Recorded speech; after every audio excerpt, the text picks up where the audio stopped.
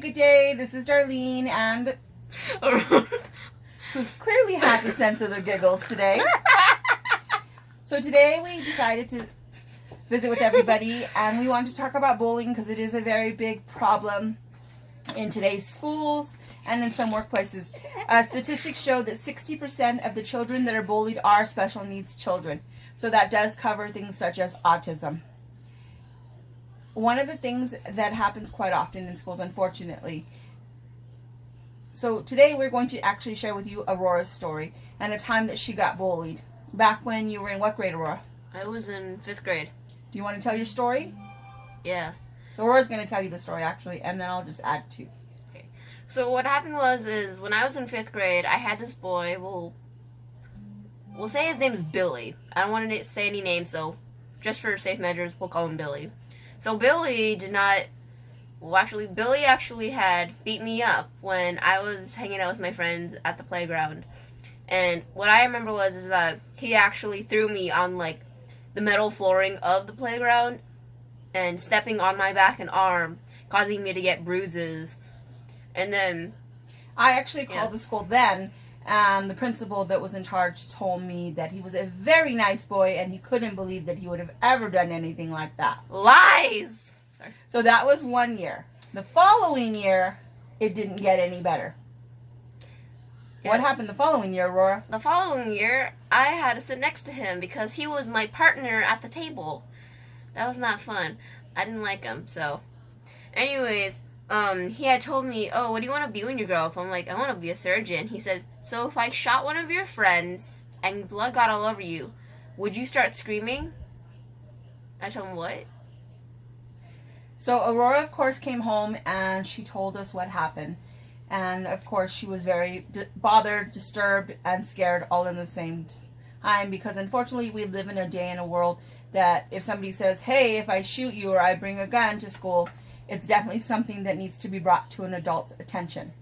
So by the time I got home from work, what we wound up doing is we called our local police department, who came out and they spoke with Aurora for a few minutes. So by the next morning when school opened, I didn't send her to school because, of course, the concern was there. And when I finally got to the school or spoke with somebody, they were actually already anticipating my call because the police had already involved themselves in it. They went to the child's home, and it turns out he didn't have He didn't have guns. Guns per se, but what he did have was his dad had high-powered air rifles, and he knew exactly where they were. Took the police to it, of course. They were in the garage. That's how I know. Oh, okay. It's funny. So the parents, of course, were upset, and the school got involved, and so I didn't send Aurora to school probably for a good week because I was trying to resolve the issue. Because now we're putting her back in class to sit next to somebody who clearly said some things he shouldn't have, bullied her in regards to, scaring her. And the school took a while to do anything for her. I asked that he be removed from her classroom because children that are on an IEP, if you don't know what that is, an individual education plan, should be able to be kept where they need to be in order to get the education that they need. Because there is a plan in her education system. Not saying that kids that aren't on an IEP world should be disrupted, but however, if they're causing disruption to other individuals, then it's something that should definitely have been looked at. But in this case, the principal again told me the boy was a very nice kid, and he couldn't believe it. They did not want to move him from Aurora's classroom because his father didn't want him to be moved. They also went ahead and I asked, can we have a meeting?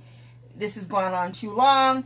Maybe his parents and me could come in and handle the situation. And the school said that they could not and that his parents didn't speak English. And I came back with, well, I know someone who speaks their language, so maybe we can set up something. And of course, I was still denied. So it took about a week and a half before anything was resolved. We had some allies or advocates in Aurora's favor within the community that spoke up for her, and they gave her an aide that was with her from the time she arrived to school to the time she left every day. There was about a month and a half left of school, and this woman, which we'll call Susie, we are really grateful for Susie that she hung in there with Aurora to make her feel comfortable. That meant that she had to watch over Aurora to make sure that this child did not bother her. And even after being in trouble, the police showing up to his house, he still didn't get the picture that he needed to stop. So the following school year, I removed her from any schools that he would potentially attend, and I put her in a better place, and things for her academically couldn't have gotten better. She's had some really great teachers since then that I'm really grateful for, and I wish that I had moved her sooner, but unfortunately it didn't happen that way.